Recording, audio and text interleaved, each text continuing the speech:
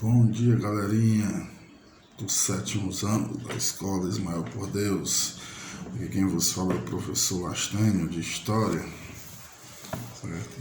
E continuando as atividades, nossas atividades semanais, hoje nós iremos contextualizar a questão do antigo regime, certo? Que vocês viram nas atividades anteriores.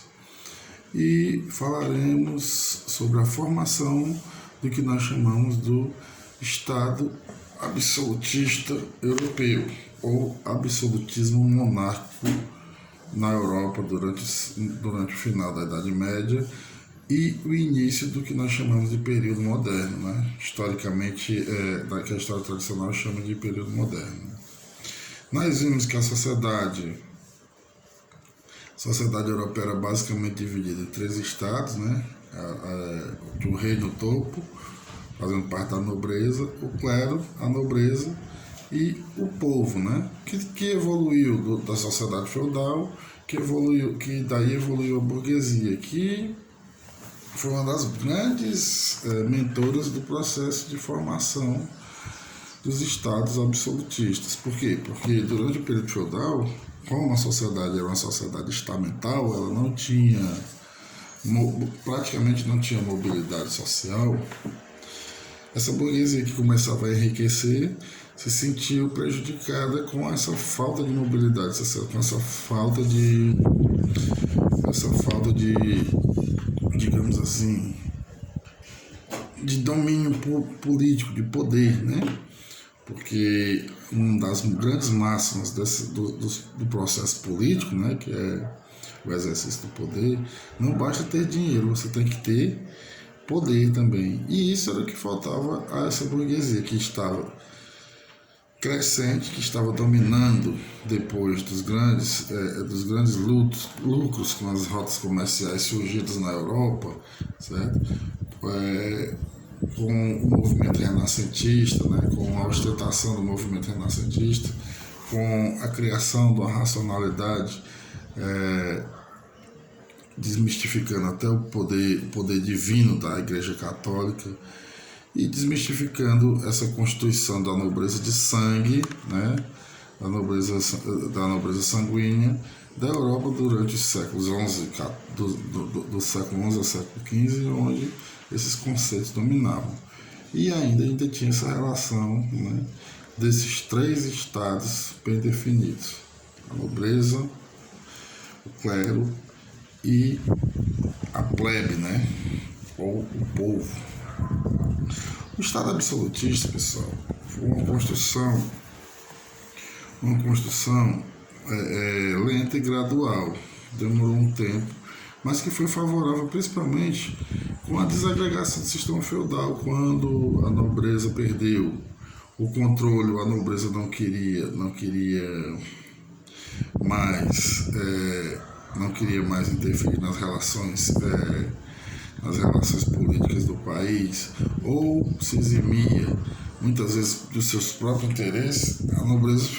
As nobrezas feudais, elas passaram a ser um grande problema para os grandes reinados, para os grandes reinos surgidos na Europa no período feudal, certo? No entanto, a solução foi o quê? Unificar esses estados, formar um estado sólido, entre aspas, formar um estado sólido na Europa, formar estados constituídos por um exército nacional, que é uma das principais características desses estados absolutistas,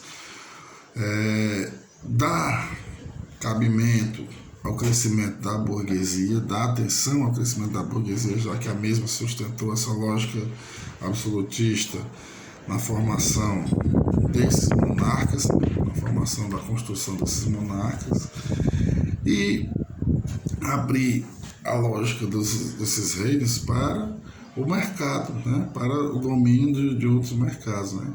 A corrida por novos mercados vai ser um dos grandes fatores de definição do crescimento dessa lógica absolutista, baseada em pensadores como Maquiavel, né, que é uma das frases mais importantes para ele, é: o fim justifica os meios. O Estado ele tem na figura do príncipe, que é a sua principal obra, os meios necessários para determinar o seu crescimento, sendo que ele vai dizer também que os fins justificam os meios dentro daquele aspecto.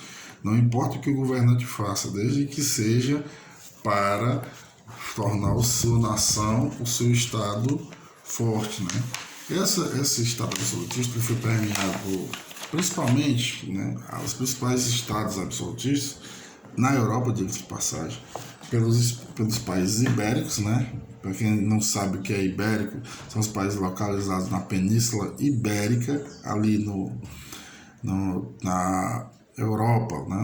No oeste europeu, certo? Aquela porção de terra que corre onde localizam-se os reis de Aragão e Castilha, atual Portugal e Espanha, né? Portugal e Espanha após a unificação. O absolutismo na França, né? Que já vem caracterizado dos francos, né? Que já vem caracterizado dos francos, dos reis francos, né? E o absolutismo inglês, que foi um dos mais importantes, né? Foi um dos mais importantes, caracterizados justamente pela formação de uma burguesia muito forte, de uma burguesia muito expressiva, que vão caracterizar depois os rumos dessa própria burguesia já no século XVII, século XVI, né? Final do século XVI, início do século XVII, vão dar as bases de consolidação e da hegemonia do poder da burguesia. Quais três principais aspectos dessa lógica do absolutismo monárquico? Primeiro, o fortalecimento do poder do rei, certo? O rei se tornou absoluto, o rei se tornou pleno, certo? Segundo, a concentração de poderes nas mãos dos reis. O rei passava a se definir como o principal integrante dessa sociedade e todos deveriam prestar honrarias a esse rei. Terceiro, a construção de mitos e de heróis, né? Os grandes monarcas europeus, eles eram retratados em odes, em poesias, em poemas, em pinturas, em esculturas, como se fossem de origem divina, né? Os próprios escritores da época, né, como Thomas Hobbes, com Leviatã,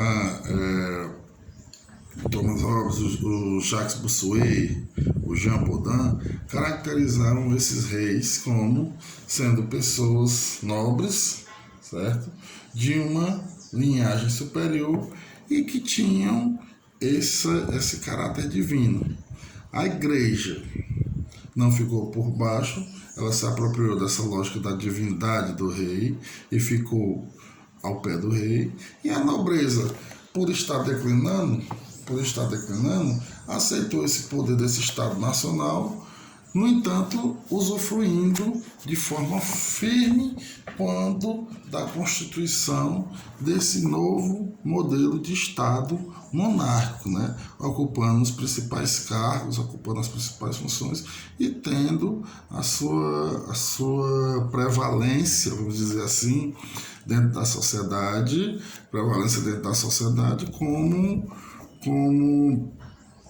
um fator histórico, né? A nobreza não queria perder o seu poder e ainda mantinha essa lógica com o absolutismo monárquico.